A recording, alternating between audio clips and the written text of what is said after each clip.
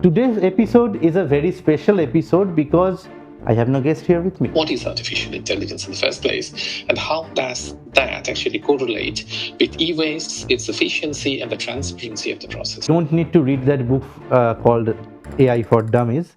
You can just watch this and you can understand that. So the inputs, which include the constraints for the Western society, I'm taking the case of the UK versus India. It's the recycling, which is normally technically a bit more accurate. It's also quite expensive. Is basically what we call sensitivity in our technical jargon. In a network, in a grid. Now, you can reuse it a few times. Like there are some key parameters and which are essentially specific to the particular country. I understand that. So for our non-technical viewers, just view this as a big complex net. That's it.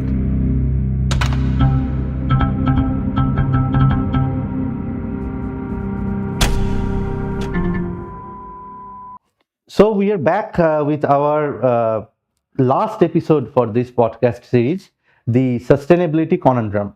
Now, today's episode is a very special episode because I have no guest here with me. Well, I do have a guest who is joining with us virtually, and I am glad to introduce to you Professor Dr. Amit Chattopadhyay from National College of Ireland. He is a business analytics leader in the particular university, and I'm very happy to say he's here with us today, and he's one of the one of those gentlemen who have coined the term supply chain kinetics. Am I right? You're right. Yes, indeed. Welcome to our podcast, the Sustainability Conundrum. Thank you. Thank you, Vishwajit. I may as well take the pleasure of, first of all, self introducing myself. I mean, I've done part of the job already, but rather than self introducing myself, I just wanted to say like a word or two about the fact of how and in what way we got closer. What is it that brought us together? So, in fact, it goes back to the time when you yourself won the very prestigious Commonwealth Scholarship. And that got you into my previous affiliation. That was the Aston University in Birmingham, which is where we worked together. We produced some research articles. And very importantly, we actually prorated and structured an architecture, which is basically the filtered out, diluted version of this, which I believe is something that we will be discussing today. So basically, we have to design a mathematical structure based on artificial intelligence, which aids, put very simply, aids the structure of e-waste management. And how that actually paraphrases out and how it works is something I believe we will be discussing today through a set of questions that I'm waiting for you. Exactly, certainly.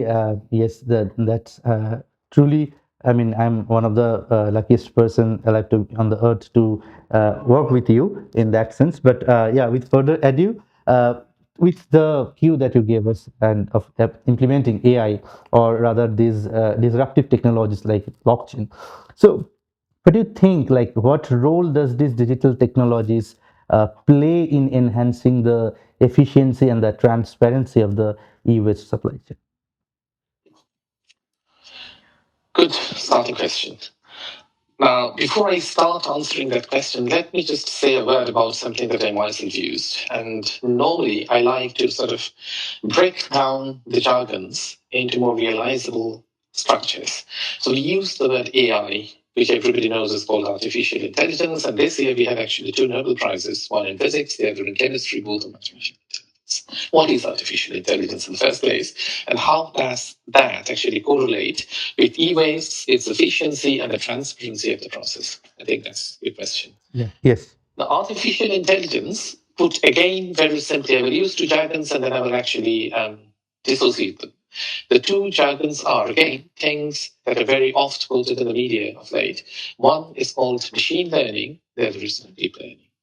I won't go into the technical details, but it's basically saying how you repeatedly train your system using a certain chain of words, using a certain user stats, using a particular sequence. For example, if I love music of a certain particular type and you love music of a completely different type, and we keep searching on Google, for example, of our different types, Google actually learns the process from us.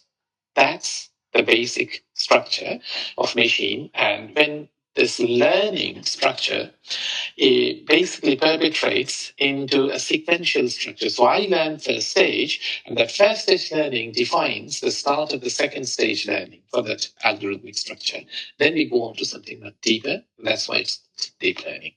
So artificial intelligence is a combination of the two. Now, based on the fact that the entire world at the moment is trying to be data enabled, so entire game about e-waste, supply chain, and the usage of artificial intelligence is about the fact. Now we have an explosive volume of data. And the question is, how do you analyze the data? Of course, the first choice could be conventional statistics, and conventional statistics would calculate a certain few known quantities and make some predictions out of them. The problem with that approach is twofold. One, conventional statistics needs a lot of data for that particular feature to be analyzed or spoken about. Now, imagine, even though you may have a lot of data about, I'm taking an example, a plastic supply chain, the e-waste part of the plastic supply chain, let's say. The problem with that would be that if you are focusing on a certain specific attribute of that, so for example, you just want to understand how or what role is being played by a certain few expensive bulbs that are part of the manufacturing process. If this is the question that's being answered, it's hidden within a huge volume of data, and the specific information relating to that information from the big data might be minuscule in volume to the big data. Hence, if you apply statistics to understand that, it won't do a very good job. And this is where artificial intelligence in the name of machine deep learning comes into play. So basically, it trains the system with that particular pattern, and then it optimizes the recycling process. So this is one example. A more popular example in the world of supply chains would be something like a blockchain. So what is blockchain? It's pretty much a digital ledger. So digital ledger is something like it's a security protocol. So you want to have information that can be shared, that can be stored, and it can be passed over. Now, essentially, bottom lining to transparency and ensuring compliance with the very popular coded word extended producer responsibility (EPR), and simultaneously satisfying the sustainability part of that. Now, when we look at the Internet of Things structures, the four-pronged description: consumers, commercials, industrial, and infrastructure. You want to have this four-staged description automated and at the same time secured, stored, optimizing the income against the expense. How do you do all of that is pretty much in the landscape of AI or AI passed over to something like a blockchain. And this is why it has a massive, massive future role to play in this game going forward. I took a bit more time than I normally would have done this, but this is just to lay out the groundwork for the future questions. Simply because it's important for us first to understand what is AI and what possible connection does that very technical thing has to do with very commonplace, commonplace industry and business, which is where people have got no knowledge. I'm not talking about nobody has any knowledge about AI in the industry. I'm talking about the normal user. They don't need to know anything about AI, but still they will get a massive profit out of the whole enterprise. Why so is something that I just tried to paraphrase in my own simplistic words. Okay, so for our non-technical viewers, so I think Dr. Chattopadhyay has given the ground line or the groundwork for the basic understanding of AI. So you don't need to read that book called AI for Dummies. You can just watch this and you can understand that. So moving forward to my next question. So as you were mentioning that about there are some factors in the e-waste supply chain, and there are some more vulnerable nodes are there. There are some nodes which will inflict uncertainties into the supply chain. So what are these critical factors for making e-waste supply chain that makes the e-waste supply chain more vulnerable, or in other words, if we are doing the good job or sustainable in Western countries, as well as in the Indian scenario. If you can just differentiate between the two scenarios and give out the factors a little bit. Okay, sure. Let's start again by sort of decoding or deciphering an AI as something that we don't know, a specialist knows, so I don't really care. But basically, for me, AI is a black box. A black box with two ends has an input end or a bunch of inputs, filtering out a bunch of outputs. Okay. Now, the inputs for the Western society, and the inputs is an example for a developing nation. I'm taking India as an example. So the inputs, which include the constraints for the Western society, I'm taking the case of the UK versus India, just as an example. So the inputs for UK constrained, inputs for India constrained, even though the inputs might be the same, exactly the same. Like, for example, the budget, the raw materials, the volume, the labor volumes, etc., etc. You can have a long list. But the constraints on these in the UK as opposed to India are quite different. Examples? So the Western societies naturally have stringent regulations with regard to the labor laws, and hence the labor cost goes a lot higher. Uh, the recycling, which is normally technically a bit more accurate, it's also quite expensive. Now you can put a not gate, I'm using a scientific jargon from the world of physics, physicists by trainings, of course. So not gate means everything that's yes becomes a no. So everything that I just said is a yes in terms of the Western society becomes a no when you come to the Indian side. That no doesn't mean negative. That no means different. Now, what are the advantages if I turn it back from the Indian context? The advantages in the Indian context would be since the cost of labor is a lot lower, you can actually hire a lot more labor to do the same job in a faster time space. The regulations being less stringent would also be turned around. Yes, there are the negatives, but the positives would be, again, speed and the overall cost of processing the infrastructure. Now, this is like a balancing architecture. So these are the inputs based on which we are extracting the outputs.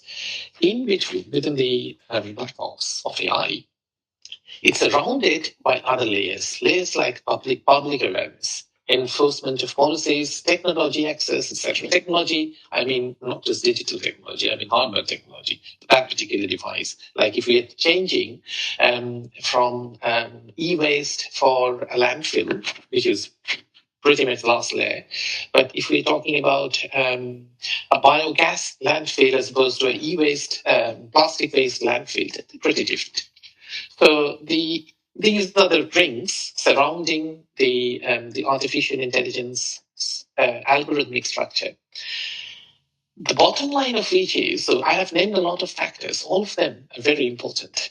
We don't know which is more important for that particular structure. And I'm sort of preempting a question in a way.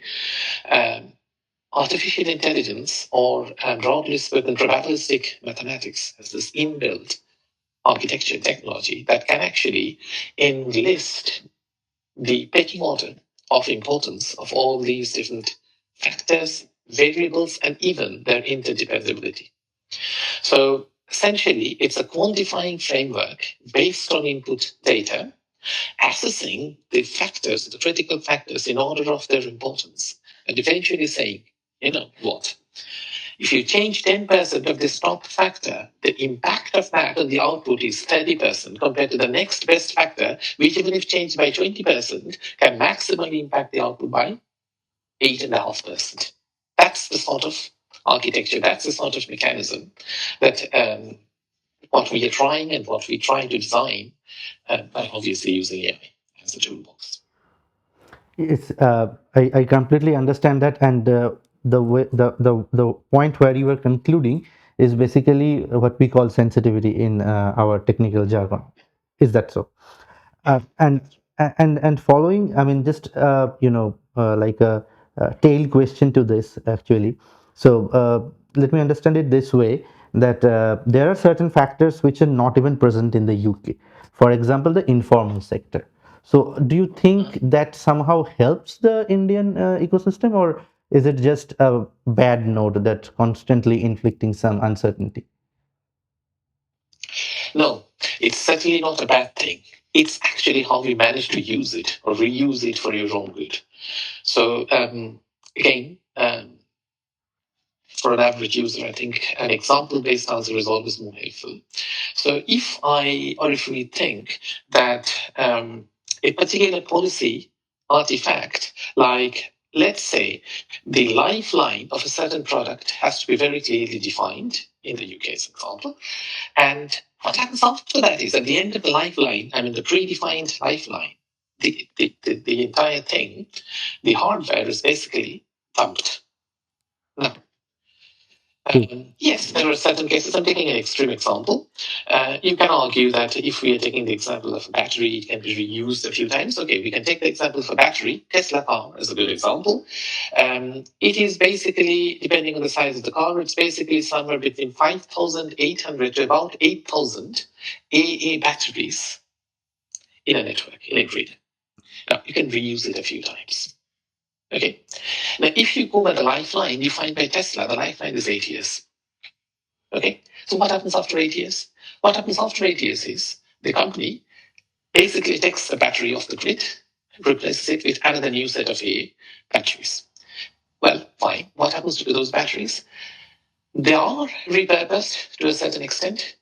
They are reused to a certain extent, but perhaps not to the extent that it could have been done in a country like India. How? Well, there was no particular need for the reused batteries to be chain used in the same car or even in the automobile industry. It could have gone into a completely different industry with lesser demands on the perfection or the output levels.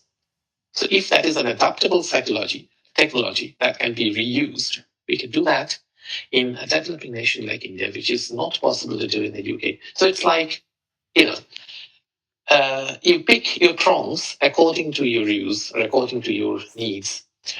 What is good for the UK is not necessarily good for India, and what is bad for UK doesn't have to be bad for India either. So it's a balancing act. Okay, I agree to that point, of course.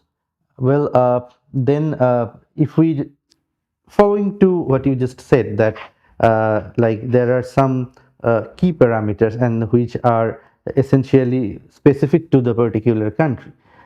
Maybe if we take European countries, those set of key parameters could be similar. If we look at Asian countries, those set of parameters could be similar. So now my question is that what are these key parameters that help in determining the, if we just think from the perspective of US supply chain sustainability, then what are these key parameters that defines or determines this long-term sustainability? It's a very good question. Again, I will clarify what the question was asked for the layman user or the layman hearer. The reason being, I've been talking about the black box, the AI, the inputs, etc. So the question is about what are the factors that can actually control these inputs. Very good question. So I'll just name a few factors randomly, which apply to both spectrum, the India or the UK. Collection efficiency, material recovery rates, compliance with environmental policy and regulations. Well, obviously, this is filtered through what the producer or what the stakeholder, the industry owner, for example, needs or wants. So stakeholder collaboration and integration with their version of circular economy. Again, when I said their version, it means if you change the industry, the profiling of circular economy will change a bit. It's, I mean, it starts with the production, goes through all the cycles of repair, reuse, eventually going to the wasteland. But yeah, I mean, the order might change a little bit, we adjust it. Investment in advanced recycling technology, that's a little bit, and that is connected with public awareness. All of that is run through the predictive modeling architecture that we called AI. One very important note before I stop my answer to this question. When I said collection efficiency, material recovery rates, and compliance with environmental regulations, what I did not say was some of these are interdependent. In the words of mathematics, it essentially means, for the mathematics student, it is called a functional. For a student from computer science, it's a multi-dimensional network where the nodes are interlinked. So it's a complicated picture, and in the words of a conventional classical physicist, it would be a complex systems. Okay, so System with many nodes at the count. I understand that. So, for our non-technical viewers, just viewed this as a big complex net. That's it. Rest you can look into your courses for further clarification. Okay, so as we are talking about different aspects of supply chain sustainability with focus on the e-waste supply chain, now, there are different things in this area, including predictive analytics and then data-driven tools. And often we have seen, I mean, mostly the technical people like us who have seen that these kind of tools or combination of these kind of tools are being utilized to improve the efficiency and the reliability of the supply chains. Now, my question is how? In a layman's term, I would like to understand. And the added part to that would be, is it limited to the academic world, or is it going beyond the academic world to somehow benefiting the industries? I mean, if I just go and take a random model, I said I have made it, and this company, please implement it. I mean, what's the probability that they will, chase me with a stick? That's my question. Okay. Okay, good question. I'll come back to the last question because that's the most important part. And I'm glad actually you asked that question because it actually leads to one of the first successes that we had together to basically bring the logistics of algorithms, the logistics of AI and all of that outside of the academic world and make it repurposable, reusable, and actually implementable in the real world. So I'll come to that. Well, first of all, it's actually quite simple. Predictive analytics, the word prediction means forecasting. So basically, you are based on some data. So prediction based on what? Is it astrology? No, it's not. I'm not even going into the question of whether I believe astrology or not. Actually, well, I don't. But I won't. Yeah, I can see your I won't. rings. That's the military ring. Okay. Sorry, please go on. Astrology. Okay. It's the biggest astrologer in the world that has inflicted that on me, so I won't actually have the guts to take that out. So yes, Yeah. okay. Coming back to Yeah. more mundane substance, it's basically forecasting means we often use that word. Forecasting means you have to have something to forecast based on that. And this is the main difference between what we are talking about today compared to what used to happen in the past. So the main difference is the fact that we now have in the worlds of computer science or even in a simplistic jargon, we have loads of data. And these data are intertwined. In a technical way, you would say that this is multi-dimensional complex data. The bottom line is we have the data. The question is, what do we do with that data? So if there's a very good data reader that can actually train itself on the data and make some predictions based on that, it's AI.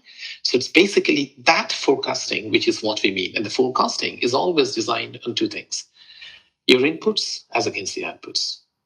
Now, if I was the owner of a company and if I had the bank strength of somebody like Elon Musk, what I can expect in terms of the output would be dramatically different to somebody who is, for example, living in a little small township in, let's say, West Bengal, and running a legit shop or a little factory with 5 workers. So these are completely different pictures. So our outputs are defined by the inputs, which in turn are optimized by our means, the capability. Capability in terms of money, capability in terms of total size, in terms of design, in terms of ability, everything. So basically, optimizing that input against the output based on the given constraints, is what the data device does for us. It monitors the insufficiencies from the two sides, benchmark them against the real data, and the target is basically, again, to go back to the circular economy architecture, you want to reduce cost, but you don't want to reduce production capability because that goes against the principle. If this is what you try to do, your industrial partner won't be very happy. For them, especially for the SMEs, it's very important that they survive. So decarbonization, low carbon economy, all these things are extremely good, futuristic, fantastic for everybody else. That's good, but they need to survive in the first place. If they die, they won't be very happy with decarbonizing their entire architecture. So our role, the way I see it, is basically to design a structure based on AI, which would be fitted to their needs, their abilities, and their expectations. By their, I mean the SME as an example. And that brings to your final question, which is something that I mentioned at the start. What we did together, and I think I'm quite happy that we could do it together, that we designed, to start with, we designed an analytical framework based on general mathematics. And then you took the ownership and the leadership in wrapping up a relationship with the industrial partners. So you got the data. More importantly, you understood or asked them to describe what are the limitations, what are the constraints, and what is it that they want to have based against their predefined, largely um, fixed inputs. Now, we use these data and we train the system with these data essentially to extract parameters for our model based on the data for that company. And of course, it's very clear that if I change the company itself, the data changes and hence the parameters will change. That's where it becomes subjective of that particular company. And that's why it's not sitting in a textbook. It's not sitting in a research article. It's a structure that's reusable and it's a structure that can actually be designed to make that particular company or that particular industrial partner flourish. That is real world enterprise. And this is where the strength of AI lies. And that is why we go back to the first question that we asked in the place, which is the role of digital technology. It can be predictive, it can be profitable, at the same time, it can be energy optimizing. I, I understand, and now I have a very good idea of this the predictive analytics and these tools. And now with the which I started off that coin that you termed supply chain kinetics. Could you just give us a brief outline how that term comes into the picture and how that term is benefiting the both the parties? Yeah, how it's how I mean how it's different from the general kind of works that has been done previous to the term was coined, and how this kinetics part is actually helping be it the academicians or the industry partners. The word kinetics comes from physics, which is my background. Now, normally, kinetics is very simple to understand. Anybody who has done physics or mathematics, even at the higher secondary level, they would know that kinetics means something that moves. So something that changes with time. So that's kinetics. Is that all? No, it's not all. In our case, of course, we are talking about the entire structure revolving with time. So I talked about the inputs against the outputs. And bear in mind that the inputs were designed at a certain time. Let's say I am planning for a company of the next 5 years. Okay. So my inputs are designed for what is available today, based on which I'm making some conjectures about what might be happening for the outputs for a future time to come. So I have to be predictive now. So that means my inputs, I'm aware that my inputs will change with time, my outputs will change accordingly. The entire structure then becomes a function of a time evolving bunch of interconnected units. So you have small blocks, pegs here and there, they're interconnected, and each of them are changing small to big with time. But that's not all. The most important part, again, physics comes to the rescue.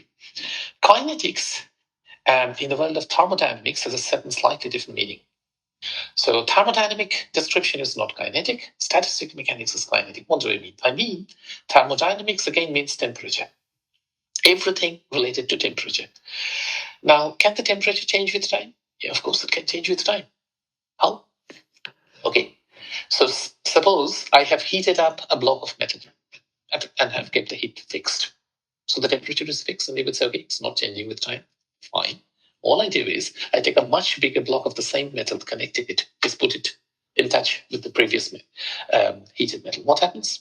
Well, the heat flows, dissipates, and a good chunk of the original heating or the temperature is reduced because that temperature, that heat has been sucked up dry by the bigger block.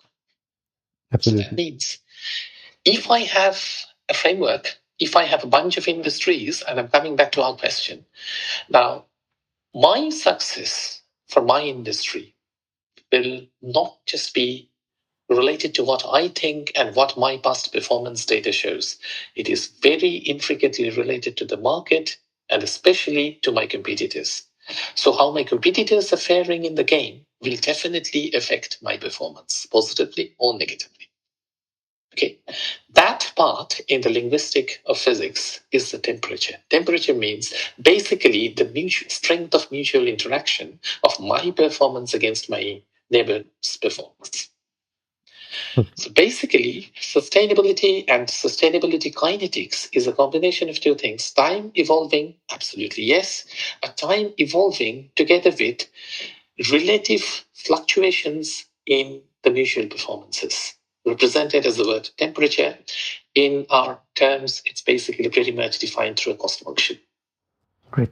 Great to understand the term supply chain kinetics, and in addition to that, it's certainly partly answers my next question. But still, I'll go ahead with a little bit more detailing that if we look at the market dynamics that we were talking about, and there are certain nodes which are fluctuating, like the fluctuation of the material demand or the cost of recycling, and even sometimes the metal recycling rates and metal costs, because today, say, cast iron, I mean, sorry, say scrap iron is, say, 9 rupees kilo. Tomorrow it can go down to 6 rupees per kg or something like that. So all these things are there in the picture. So how these fluctuations do you think impact the operations of the e-waste supply chains? And in terms of your expertise, how would you suggest the supply chain managers to deal with these sort of fluctuations? That indeed is my area of research, which is fluctuations. There's a technical word using that we use. It's called stochasticity. In simple terms, randomness. So basically, put simply, so imagine I'm looking at the stock market data of any particular company. If you go to Yahoo Finance, Google Finance, wherever you go to, basically it's an XY graph. The y-axis is, let's say, the stock market or the GDP, okay, and the x-axis is the time axis. So what we see is the stocks fluctuating off and on as time changes. In most cases, apart from few exceptional ones, in at least many cases, you will find when I look at the data of the fluctuation data, it's just a bunch of wiggles. There's no particular pattern there. Right. There's no growth. There's no specific decay. It's just a bunch of random numbers. So basically, I see the data, but I don't make sense out of the data. So then this is where, again, this is sort of a pillar. This is where artificial intelligence or such techniques can play a huge role, something that probably we may discuss later. But just to give the hint, basically the noisiness or the uncertainty in the data can actually be reused to advantage to extract hidden trend lines there. So I won't go any deeper than that, but I would like to catch upon the word that you used, which is volatility. Now, volatility is basically a measure of the degree of uncertainty in the process. So basically, you are the company owner, you have made a certain plan using a certain number of workers with a certain budget for the certain thing, and you have a certain eye in the market. And here is your expectation is suddenly something happens in the market. So, for example, um, um, all of your competitors in the immediate neighborhood have got magic cash injections from some unknown source. Of course, your expectation will be dramatically changed. So you would be more volatile in that particular market, right? Now, um, to measure this, conventional statistics uses something like a standard deviation, which everybody knows, or slightly more advanced. They are called the moments. So basically, they correlate the data at the different time points and try and measure higher levels of correlation. So just to clarify, standard deviation is the 2-point correlation. So quadratic order. So you may have parameters biquadratic, even cubic, if there are certain conditions that are fulfilled, etc. Now, you see, the point is the entire game here is extracting hidden trend lines from apparently chaotic data. That's the whole game here. And this is the domain of machine deep learning. Again, without going into the details, the problem here is a conventional machine or a deep learning tool, which are all available in the market. You don't even need to code. If you just buy some software, um, and even if you are trained, if you self-train yourself with a bit of something like Python as a programming language, it's a free software and there are lots of free protocols coming with that. You can blindly apply them to your data. Would you expect to get a good result? Well, the answer is no.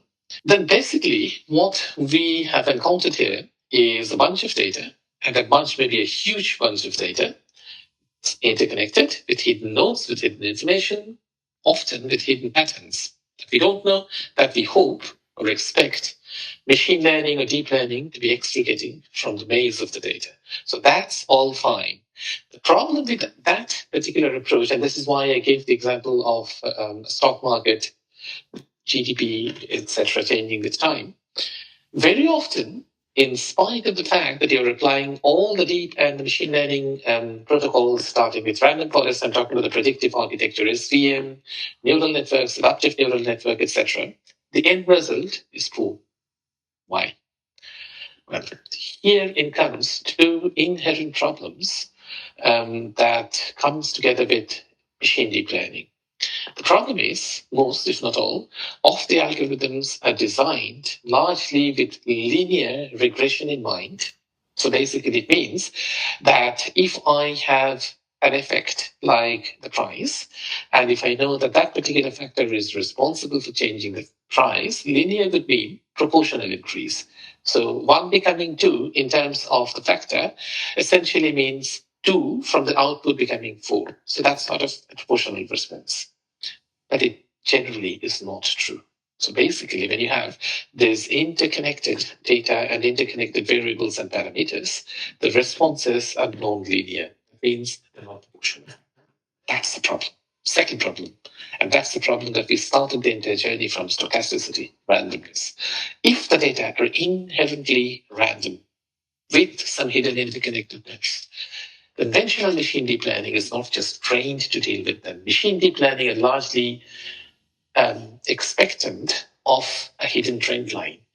If within a certain chunk or a block that hidden trend line doesn't resurface, then the entire architecture falls apart. And that happens with a lot. And essentially, this is why, because if everything is fine, and now everybody has all the ideas about, I'm taking a slightly different example, of the gene, the protein sequences of the different disease, COVID-19 as an example. The sequence is known. So why haven't we come up with an exact antidote? Because they keep changing and the time varying change is random. And that cannot be tracked against any of the standardized machine deep learning predictors. This is where our techniques comes into play. Under sustainability kinetics, what we have done is we have inlaid an infrastructure based on a bunch of equations, basically partial differential equations to start with. They're interconnected and they have a lot of parameters. These parameters come or are trained from the data which are machine learned. So basically, this bunch appears in between the process and the eventual data.